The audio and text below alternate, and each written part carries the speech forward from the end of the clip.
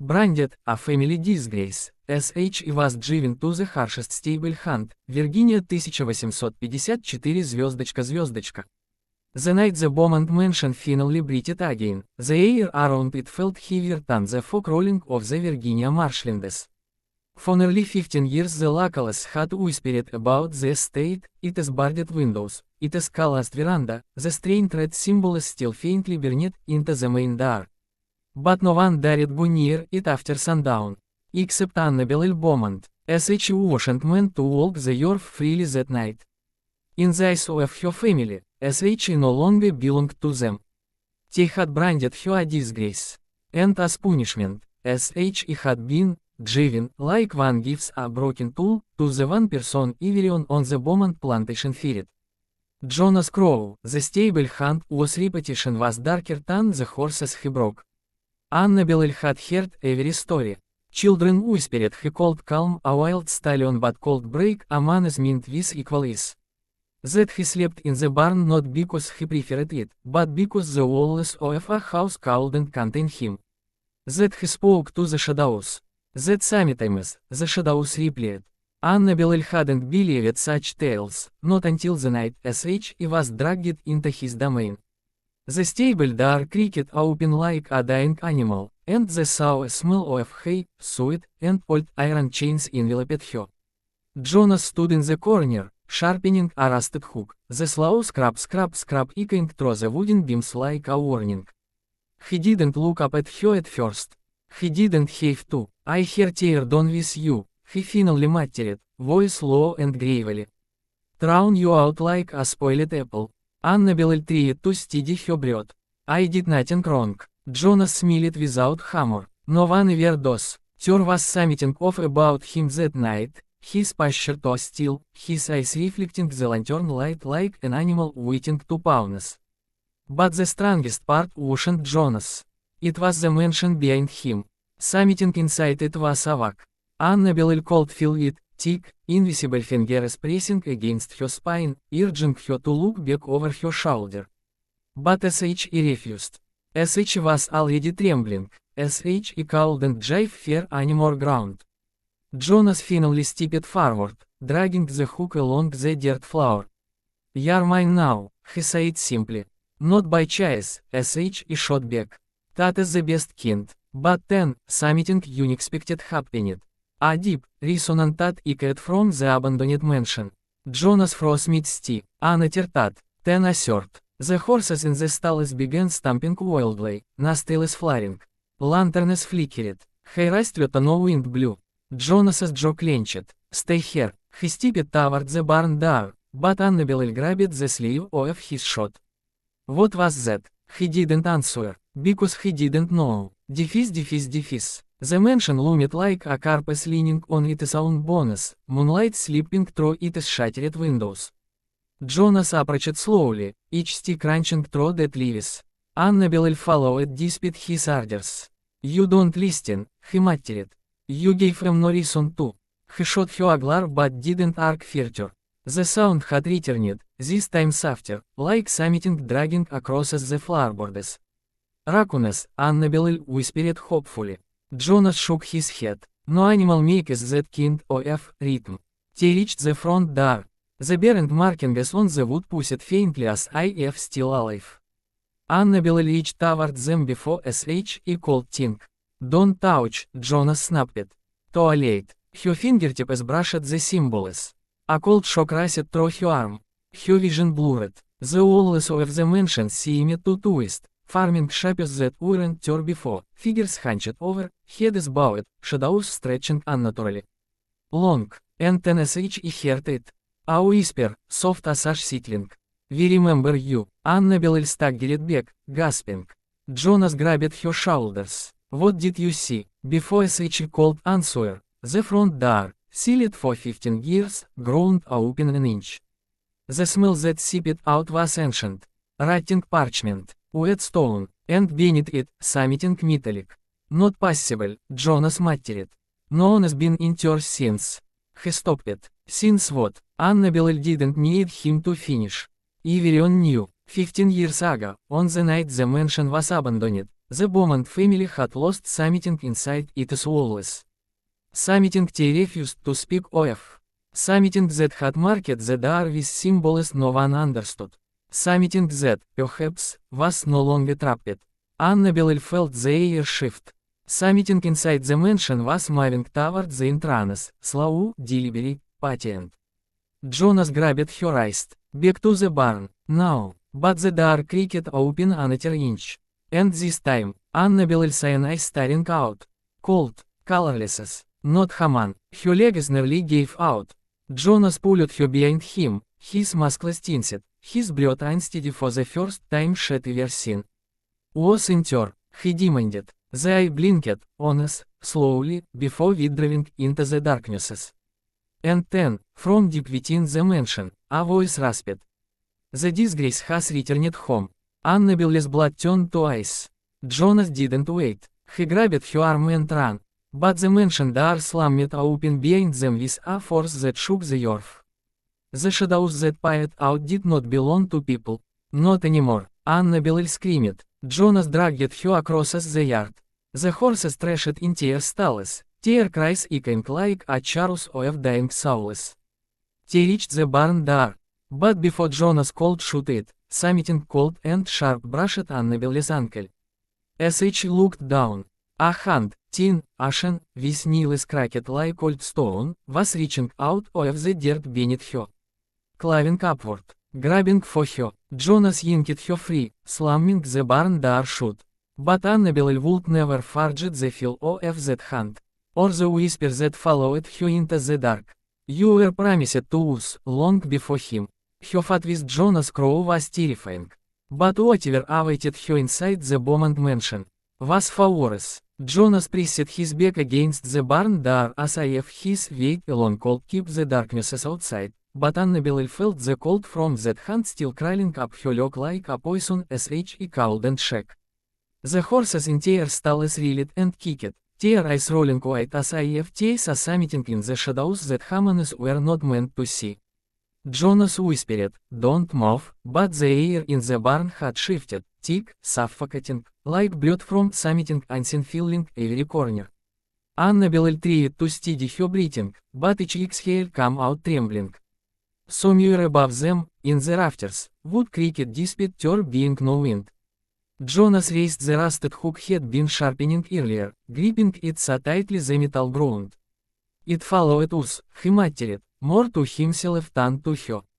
Annabelle found her voice only enough to whisper, "What followed us?" Jonas didn't answer, because even he didn't know. A low thumping began outside, the same dreadful rhythm they'd heard in the mansion, but now it circled the barn. One stick, then another, then dragging, like something half alive was pulling each other forward. Annabelle grabbed Jonas's sleeve. It wanted him, as he breathed. No, Jonas growled. Nothing jetted in here, but his tone lacked conviction. The barn lantern flickered, dimmed, then flared to bright, casting long distorted shadows along the walls. One shadow didn't belong. Annabelle froze. There, between the stalls, something tall and thin stood perfectly still, its shadow stretched like an elongated carpet pinned upright. But when as he blinked, the figure itself was gone, only the shadow remained, clinging to the wall like a stain. Jonas followed her gaze and hissed, "Don't look at it." But as he called and turned away, the shadow began ditching, slowly peeling forward from the wooden boards, pulling itself into something with weight, edges, limbs. It stepped toward her, though its feet made no sound. Jonas lunged forward, swinging the hook straight through the figure.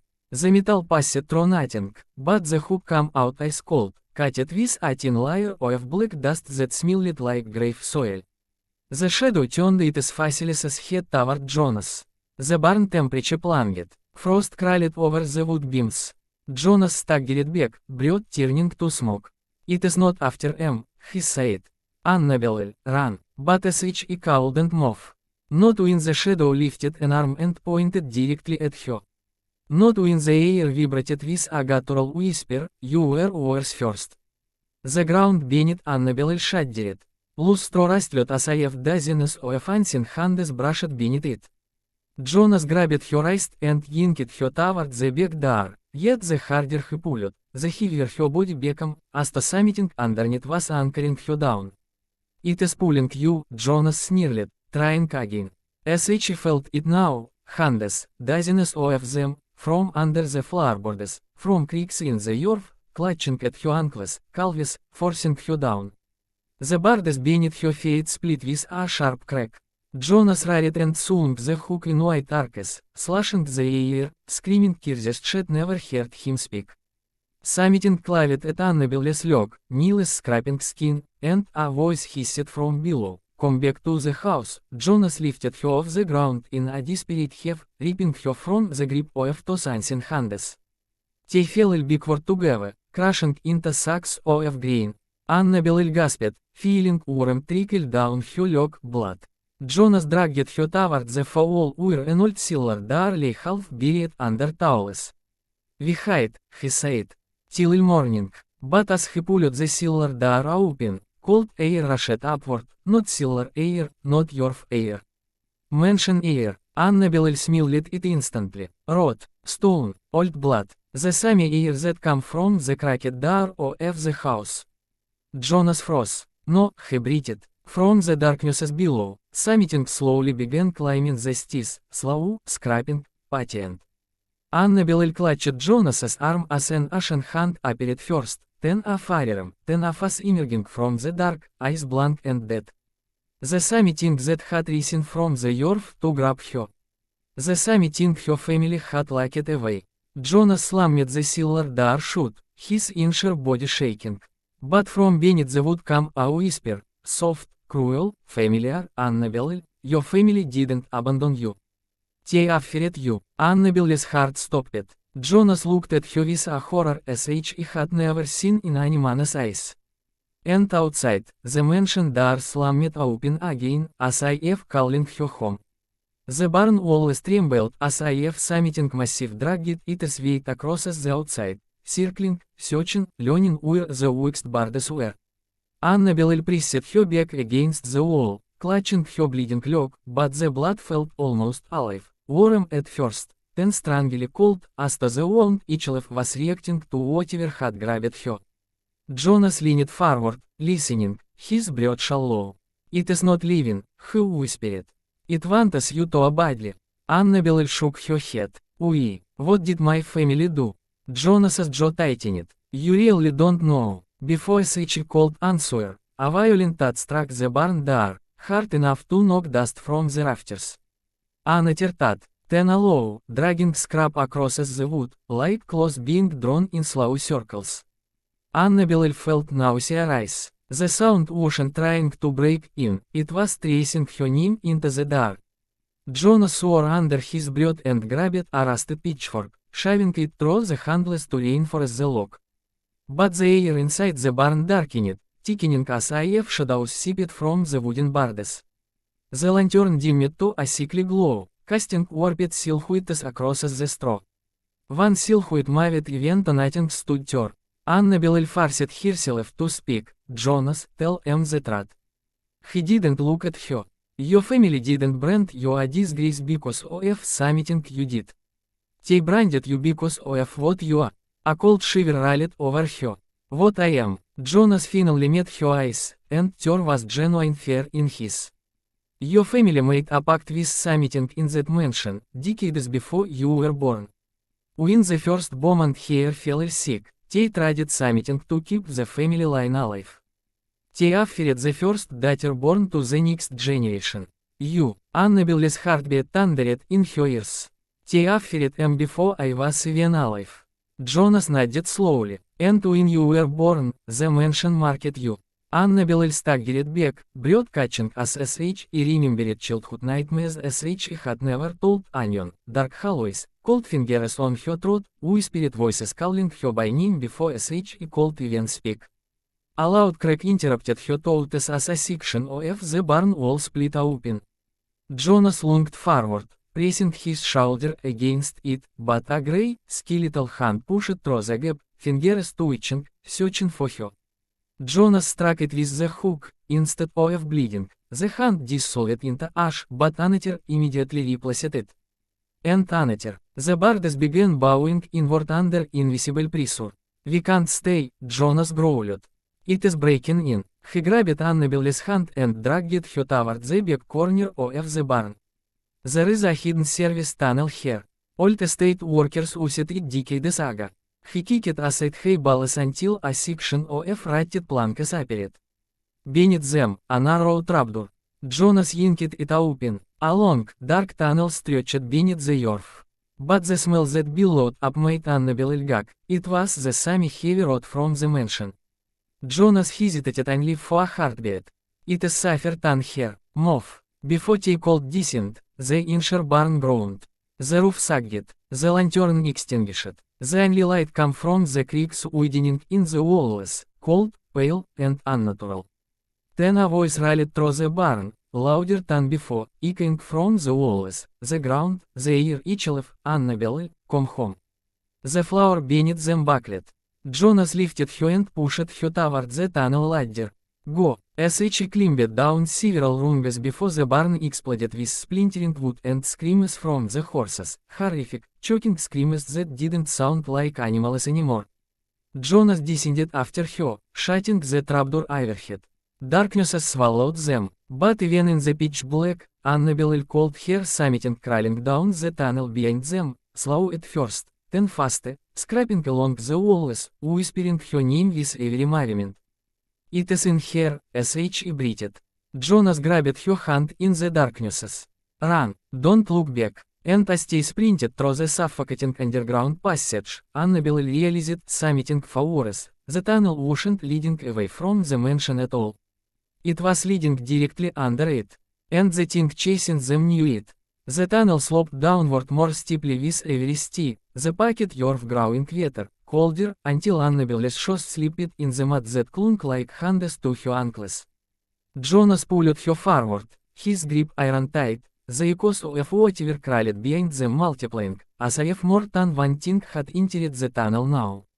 The air throbbed with whispers, some calling her name, some mumbling words he couldn't understand, all overlapping like a chorus of the dead.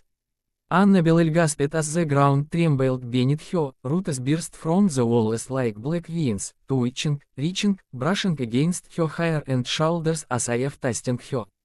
Jonas lashed out at them with the hook, slicing through the rotting tendrils. The house is awake, he growled. It knows you're coming back. He didn't want to believe him, but every inch of the tunnel felt alive, pulsing like the inside of a throat swallowing them all.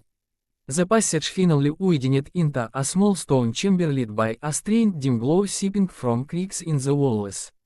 Carvings carved the stones, ancient symbols, burn marks, and dozens of handprints pressed into the rock, some large, some impossibly small, all stretched unnaturally long as if the fingers had grown oil trapped in the stone. Annabelle stepped closer and froze. One of the handprints was fresh, still wet with a dark, thick substance that smelled like iron. Jonas grabbed her shoulder. Don't touch it. He swallowed hard.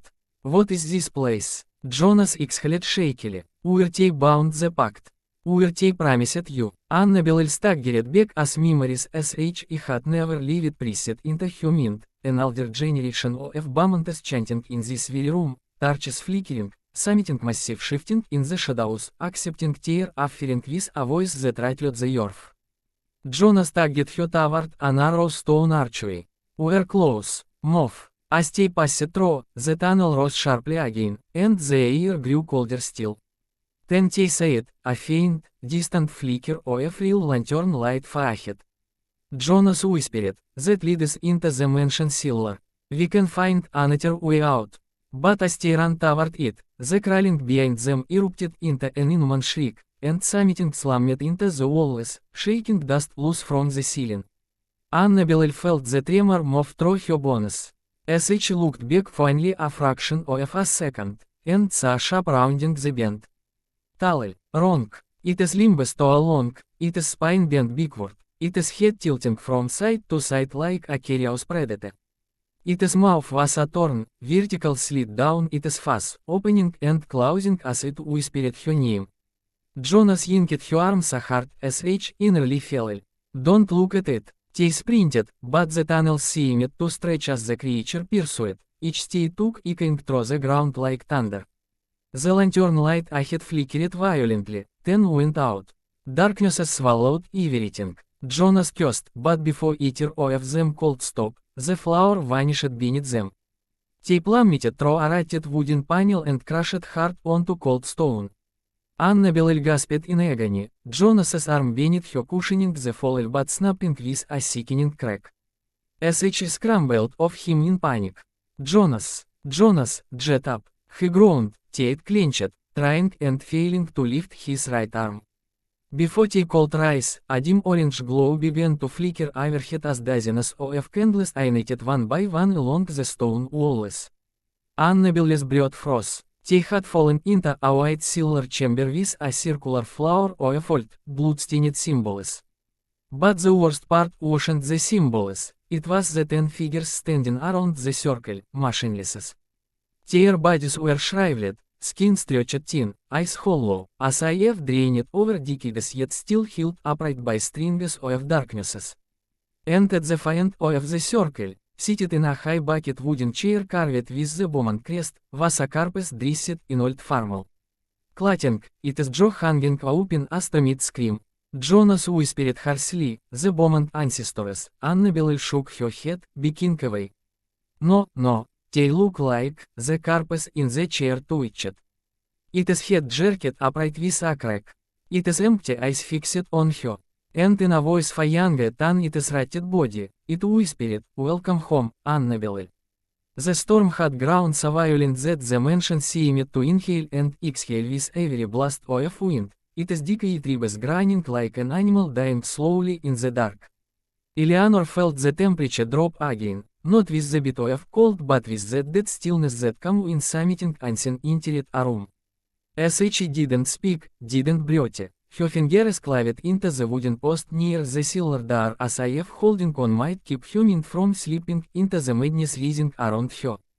Jacob stood frozen beside her, and though he pretended he was only listening, his trembling hands betrayed him. The brand on Eleanor's shoulder began to burn again, but this time the pain wasn't sharp, it was pulling, almost tugging her toward the hollow where the darkness looked too thick to be real. She swallowed hard but the taste of iron cut her tongue. The air smelled like old soil mixed with wet litter and something faintly sweet, like decaying flowers buried with a corpse. A sound drifted toward them, soft at first, almost like a woman humming, except the tune was broken, slipping up and down in a way no living throat could form. The humming grew clearer, weaving through the walls as if the mansion itself had learned to sing. Jacob grabbed her wrist but he didn't turn. Her eyes were locked on the end of the corridor where the light of Jacob's lantern stopped abruptly, as if the darkness beyond it was swallowing every flicker. Something moved her, slow, deliberate, dragging. Eleanor's breath caught in she saw the faint outline of a woman's silhouette, her posture twisted, her head leaning too far to one side as though her neck had broken long ago and she'd simply learned to live with it. The humming stopped. The figure whispered Eleanor's name, but it was not a voice formed in lungs, it was the sound of blood escaping from something hollow. Jacob stepped back, accidentally kicking a metal bucket against the wall. The clank echoed like a scream. The figure flickered, like a candle flame caught in wind, then solidified again, closer now, close enough that Eleanor could see the torn edges of the woman's dress. One of the old stable uniforms used decades ago for the enslaved women forced into the lower quarters. The woman lifted her hand, fingers bent as though broken, and pointed directly at Eleanor's branded shoulder. Jacob whispered, "Don't move." But Eleanor couldn't. Her legs felt rooted into the rotting floorboards. The gustus form trembled violently, then split down the middle, her face peeling apart from the center like wet paper, revealing a mouth that opened far too wide, wider than any human jaw could stretch. A rush of freezing wind blasted down the corridor, knocking the lantern from Jacob's hand and plunging them into thick, absolute darknesses. The humming returned, louder now, circling them from every direction to nothing moved. Eleanor felt something grip her ankle, ice cold fingers wrapping around bone. As she screamed, not aloud desperate cry but a strangled, breathless rasp farced out of terror so deep it felt like drowning. Jacob looked blindly toward her voice, shouting her name, but before he could reach her, the phantom ominous whisper filled the room again, this time inside tear skulls, as if he had slipped into tear thoughts. The disgrace was not yours, it was ours, all of ours, but you were marked to carry it. Eleanor's legs buckled and as she collapsed to the floor, the unseen hand sliding higher up her calf. Her skin felt like it was freezing and burning at the same time. Jacob grabbed hold of her and pulled hard, but whatever held her was stronger, anchoring her to the floor as the mansion had decided to claim her. A thunderclap shook the entire estate. The ghost shrieked, a horrible, lurid cry made of many voices, and vanished in an explosion of cold air. Eleanor's ankle came free. Jacob dragged her backward until they hit the cellar door, both gasping, trembling, half-blind from the darknesses. But the mansion had gone quiet again. Too quiet, and Eleanor knew the ghost had not disappeared. It had simply withdrawn deeper inside the walls, waiting, watching, learning her name more fully. And the brand on her shoulder pulsed like a second heartbeat, as if something inside it had awakened. The storm had grown so violent that the mansion seemed to inhale and exhale with every blast of wind. Its decayed ribs grinding like an animal dying slowly in the dark. Eleanor felt the temperature drop again, not with the bit of cold but with that dead stillness that comes when something unseen entered a room. As she didn't speak, didn't breathe, her fingers clawed into the wooden post near the cellar door as if holding on might keep her from slipping into the madness rising around her. Jacob stood frozen beside her, and though he pretended he was only listening, his trembling hands betrayed him. The brand on Eleanor's shoulder began to burn again, but this time the pain wasn't sharp, it was pulling, almost tugging her toward the hollow where the darknesses looked too thick to be real. As she swallowed hard but the taste of iron cut her tongue.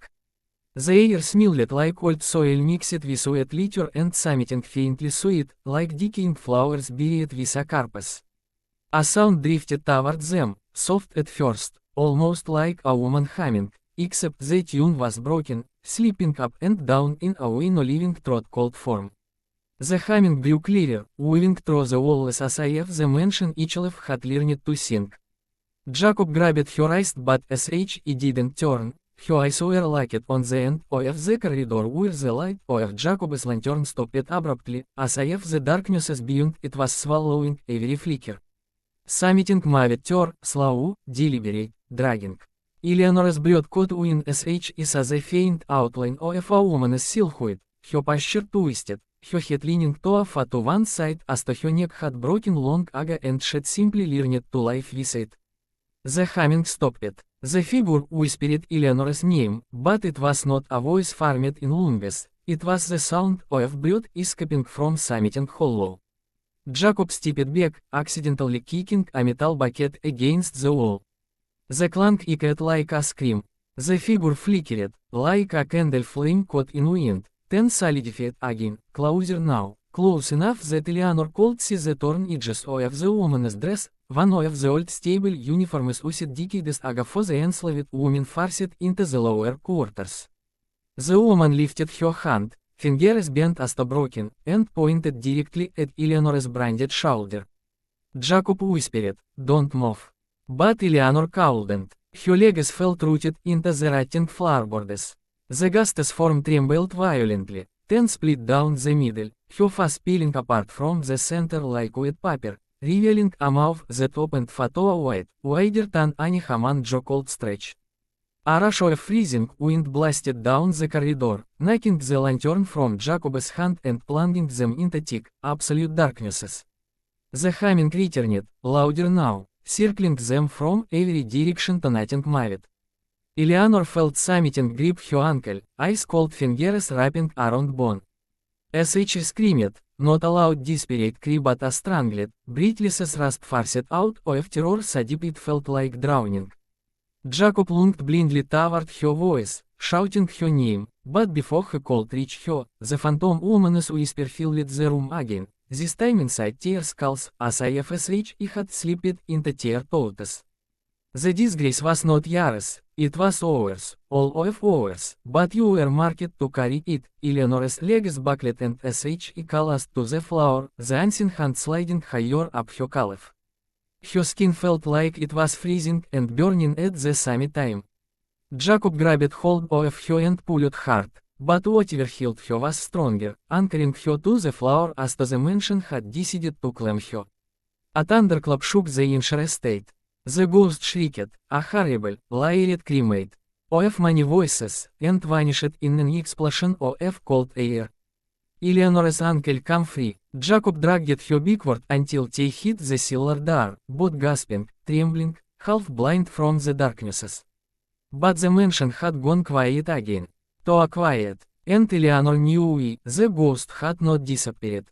It had simply withdrawn deeper inside the walls, waiting, watching, learning her name more fully. And the brand on her shoulder pulsed like a second heartbeat, as if something inside it had awakened.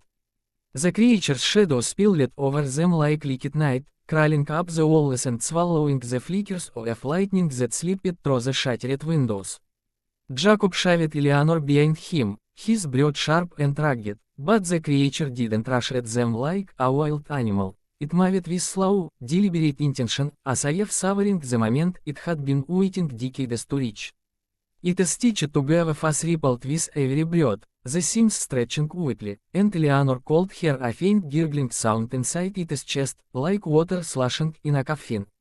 The mansion groaned again, louder than before, the floorboards swelling under their feet, pushing upward as though something underneath was trying to break through. Eleanor clutched her burning shoulder, the brand pulsing harder now, sinking with the tremors in the ground. Jacob tried to pull her toward the side hallway, but he couldn't force her legs to move. Her body felt heavy, magnetized to the mansion itself. The creature tilted its mismatched head, its eyes, one cloudy, one sharp and human, fixing on her with recognition. It whispered, "Daughter of the broken line." Eleanor shook her head violently. "I'm not," the creature hissed, its long fingers digging into the wooden floor as it dragged itself closer. Jacob grabbed an old iron rod from the collapsed wall and swung it, the metal slicing through the air with a desperate crack. The rod struck the creature's arm and sank into its flesh with a disgusting squelch.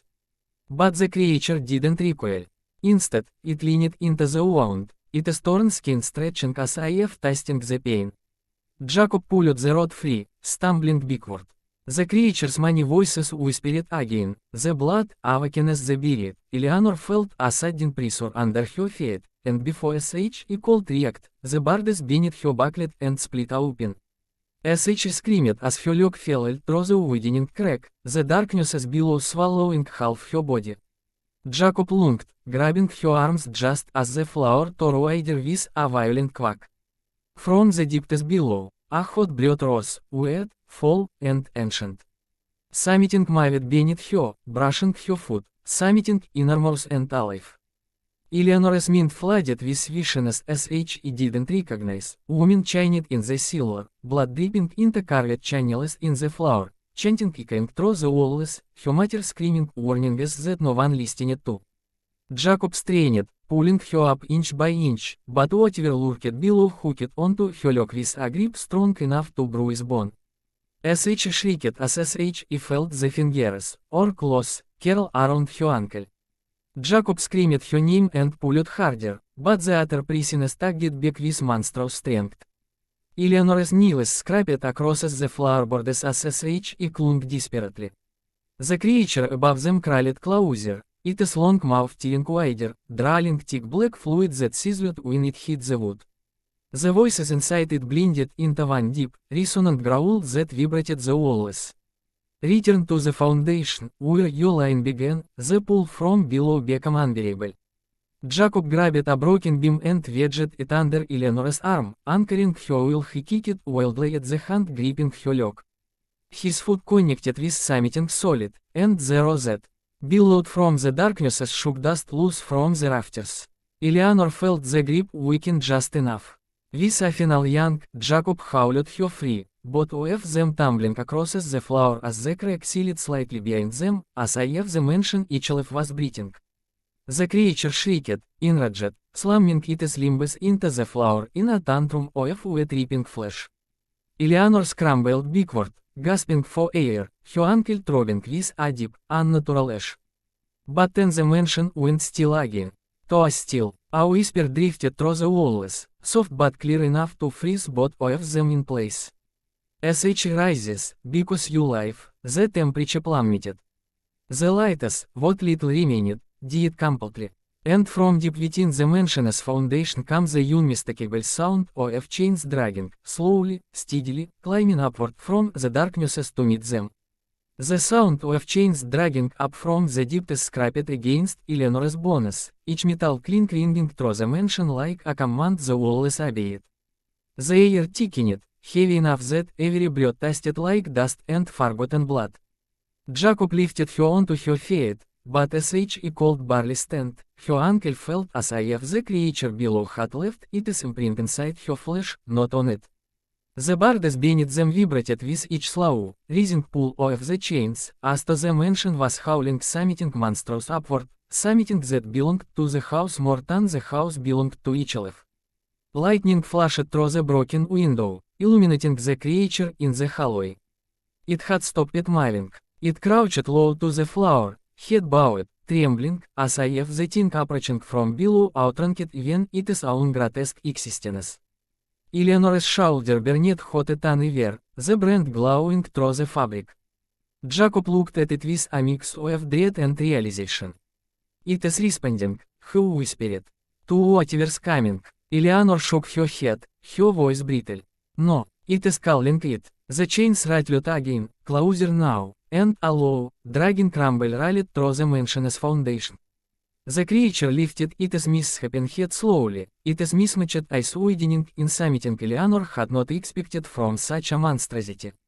Fear. It backed away, limbs folding over themselves as it retreated into the darkness as it had crawled out of, whimpering with layered voices like a chorus of broken throats. Eleanor had no time to understand why even monsters fled from something. Jacob grabbed her hand, pulling her toward a side passage where calloused beams formed a narrow gap. "We can hide her," just until the chains abruptly went silent. Eleanor froze. The storm outside held its breath. The mansion became so still that even dust motes hung motionless in the air. Then, with a slow, sickening groan, the floor beneath them began to bulge upward, the planks rising as to something enormous pressed its weight from below. Jacob bucketed them into the narrow gap between the broken beams, shielding her with his body. Through a sliver in the wood, they watched as the center of the hallway cracked open with a deep, splintering snap. A hand rose from the darknesses. Not a ghastly one, not stitched like the creature that fled. This hand was pale, elegant, almost human, except the fingers were elongated, covered in soot like ash, and each nail was blackened and sharp. The chains wrapped around its wrist shifted and clattered softly as the hand gripped the floor, pulling its body slowly upward. Eleanor pressed a trembling palm over her mouth, her heartbeat slamming against her ribs hard enough as each feared it might echo. Another hand emerged, then the top of a head, hair long, tangled, and dripping with dark liquid that was not water. Jacob whispered so quietly Eleanor barely heard him. "What is SHE?" But Eleanor knew. SHE didn't know how SHE knew, but her blood recognized the presence that was rising, crawling back into the world like something resurrected out of spite. The brand on Eleanor's shoulder flared so bright it lit the narrow space around them like a lantern. The woman from the abyss lifted her face, and the sight of her hollow eyes, deep pits filled with swirling black, felt like looking into a well that had no bottom. Her skin bore markings identical to Eleanor's brand, but older, carved rather than burned, etched with meaning that made Eleanor's stomach twist.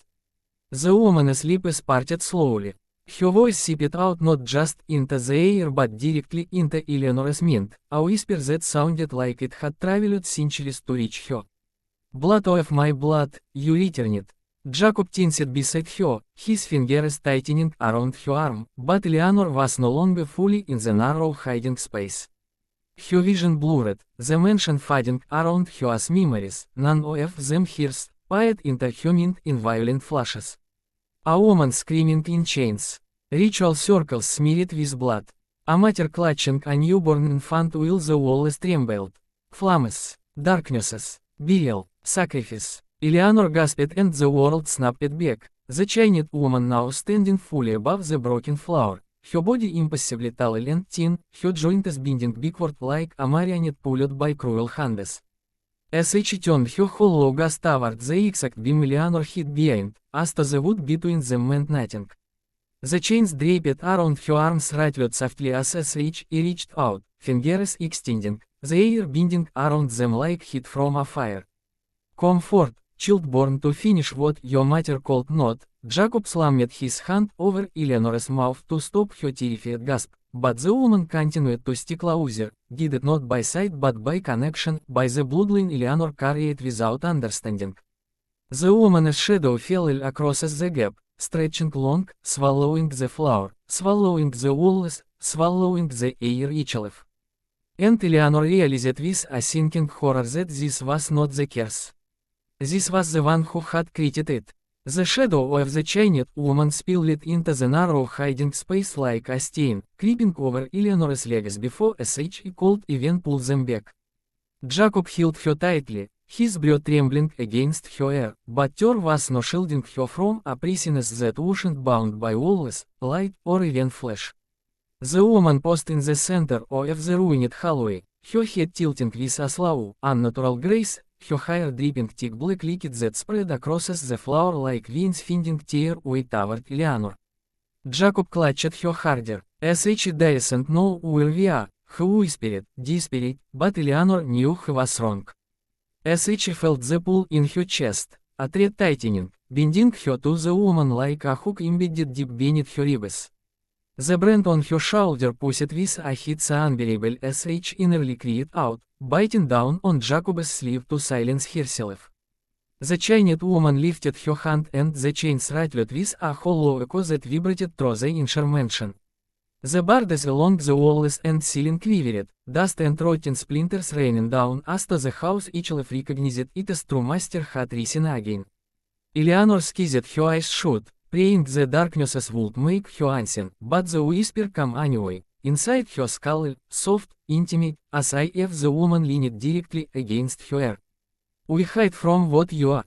Eleanor's breath stopped. Jacob felt her stiffen and pulled her closer, but the whisper continued, threading through every thought as she tried to silence.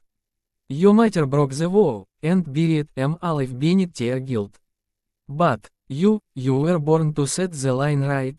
Eleanor shook her head violently, but the movement was useless. The whisper followed every tremor of her mind. As she felt the bone deep terror of her mother, memories that didn't belong to her rushing through her again. Her mother, clutching her infant self, running through the mansion's corridors while voices chanted below. Her mother carving warnings into the plaster walls while blood dripped from her hands. Her mother trying to burn the foundation so nothing could ever rise again. Her mother failing. The chains around the woman clattered again, and she moved toward the broken beams. Not fast, not forcefully, she simply walked forward as to she already knew the outcome. Jacob pressed Eleanor deeper into the darknesses, bracing his body like a barricade, but the black liquid from the woman's hair pulled at their feet, creeping forward unnaturally, drawn to Eleanor like metal fillings to a magnet. Jacob realized it too late. He grabbed her face, forcing her to look at him. "Do not move. Whatever happens, stay here." Eleanor's heart hammered so hard as she couldn't understand how the sound didn't echo through the inner hall. Jacob slipped out from the hiding space, stepping between Eleanor and the woman with nothing but the broken iron rod he still clutched. His voice cracked but he forced still into it. "Stay away from her." The woman turned her hollow gaze on him, and for a moment the air seemed to ripple, the storm outside gaining ceiling as to even nature feared to disturb her attention. With one gentle movement, she erased her hand. Jacob's body jerked violently, lifted from the floor as the chains wrapped around her wrist had extended into invisible tendrils. He choked, clawing at his throat, feet kicking helplessly in the air. Eleanor reached out instinctively, but Jacob managed to shake his head. His eyes were pained but pleading. "Don't." The woman spoke aloud for the first time, her voice echoing in the broken hall like ancient stone grinding beneath the earth. The line must not be defended. It must be obeyed. As she flung Jacob across the hallway, his body crashed into the wall with a sickening crack before slumping into the debris, motionless. Eleanor screamed his name and crawled out from the hiding place before she could stop herself. The chained woman's head snapped toward her, hollow eyes widening in triumph, or hunger, it was impossible to tell. Eleanor's brand ignited with a hit so violent as she thought it would burn through her skin. As she stumbled forward, clutching her shoulder, tears streaming from the pain. The woman extended both hands toward her, chains lifting like serpents awakened by blood. "Come, child," as she whispered. "Fulfill what your mother denied." Eleanor shook uncontrollably, stepping backward until her heels struck a fallen beam. Her voice fractured. "I'm not part of this. I never wanted," the woman's hollow voice cut through her words. "You were born for nothing else." The chain slunked. Eleanor fell backward, hitting the floor, scrambling away as the metal tendrils slammed into the boards where she had just been, splintering them like brittle bone. As she crawled through the debris, the mansion trembling with every strike of the woman's chains. Lightning flashed outside, illuminating the grotesque figure towering above her. Eleanor refused to look away. Her voice, hoarse and shaking, barely formed the words. "My mother didn't die running, as she did trying to stop you." The woman's expression did not change, as she had no expression to jive, but her voice sharpened. And as she failed. As she stepped forward, the chains scaling like living things. "But you will not." Eleanor's hand brushed against the broken floorboards Jacob had pried up earlier. Beneath them, as she heard the low, monstrous breathing of the thing still waiting for below, the creature that had grabbed her leg. Not gone, not defeated, just waiting. Something inside her snapped into clarity, not courage, not strength, but sheer survival. As she threw her bleeding shoulder against the broken boards, the wood gave way, collapsing downward. The chained woman lunged forward to stop her, but Eleanor let herself fall down into the darkness as she had barely escaped before. And as she dropped, as she heard the woman scream her name, not in anger. In fear, Eleanor plunged into the darknesses, the scream of the chained woman echoing above her like a ripping of the sky. The air rushed past her, cold and damp, carrying the smell of soil that had never seen light, of blood sucked into earth long before she existed. As she hit the ground hard, pain ripping through her spine, but she didn't stop. As she rallied away instinctively as something massive stirred close by, its blood thick and hot against her skin. As she couldn't see it, not clearly. The darkness in the pit was alive, moving, pulsing, breathing in slow, thunderous rhythms. As she crawled backward, her palms sinking into wet dirt mixed with something grainy, bone fragments shattered long ago. Above her, the chained woman dropped down onto the edges of the broken floor, her elongated form folding unnaturally as she peered into the abyss. "You cannot flee your blood," as she hissed, her voice slithering down the walls. "I was buried by them, but you were raised by fate." Eleanor felt the pulse in her shoulder flare again, bright enough to illuminate the darknesses for just a heartbeat, and in that heartbeat she saw the creature. It was enormous, its skin stretched too tightly over a frame that seemed built for an entirely different shape. Its eyes glowed faintly, not with life but with recognition. It remembered her, it had tasted her already. Eleanor scrambled to her feet, leaning against the dirt wall as the chained woman began lowering herself down with unnatural slowness, as if gravity bent to her instead of the other way around. "You were supposed to join them below," the woman whispered. Your matter tried to hide you from your purpose. But she failed. And now the foundation will claim what belongs to it. The chains slithered down the walls, reaching toward Eleanor. She pressed herself tighter against the dirt, desperate, her mind racing, not for escape, not for survival, but for anything she had left that didn't belong to the curse. Her mother's screams echoed through her memory. Her own voice as a child. Jacob's hands pulling her back to life again and again.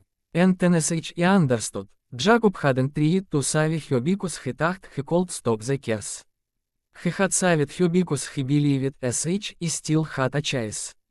Eleanor's breath steadied. Not courage, not strength, just decision. She stepped forward, toward the creature looming in the dark. The chained woman paused, confusion flickering across her hollow gaze. You approach your fat willingly. Eleanor didn't answer. She lifted her hand, the brand blazing like molten metal through her skin. The creature's glowing eyes widened. It groaned, a sound that shook the ground and sent dirt raining from the ceiling. The woman hissed angrily and lunged, chains whipping forward in the dark, but Eleanor moved closer to the beast. She placed her burning hand on its skin. The chained woman screamed in a voice so shrill it cracked the walls. Eleanor felt something surge through her, not pain, not fear, but memory. Not hers, her mother's. Her mother fighting this same creature, trying to bind it, to bury it, to keep the curse from rising again. Her mother had carved the brand as a seal, not a burden. It was never meant to enslave Eleanor. It was meant to command. The creature, the beast roared, but it didn't. It took her. It bowed its massive head lower, shaking violently under her touch. The chained woman leaped from the wall, free twisting her body as she shrieked, "No! Shismine!" The chains shot toward Eleanor, but the creature moved first, its massive limb swung upward, blocking the attack, sending the chains ricocheting into the walls with a metallic scream. The woman snarled and lunged again, but the creature rose between them, shielding Eleanor with its innermost, trembling body.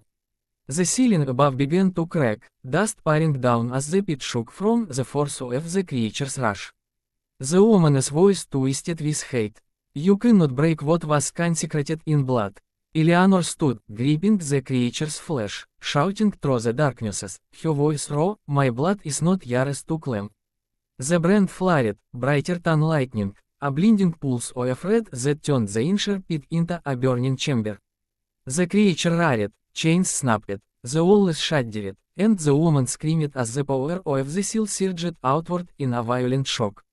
The chained woman's body convulsed, her form cracking, splitting, crumbling inward as if the very brand created now devoured her.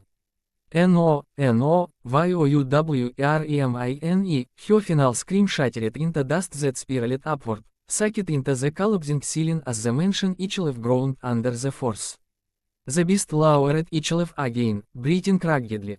Eleanor whispered through tears, "You're free, Viola," and the creature, finally released from centuries of torment, sank back into the darkness beneath the earth, ceiling, still, at peace. The pit floor collapsed further and Eleanor scrambled upward, climbing the broken stones as the mansion came apart above her. When she reached the upper floor, the storm's wind hit her face like a resurrection. The hallway was filled with rubble. Jacob lay motionless under shattered beams.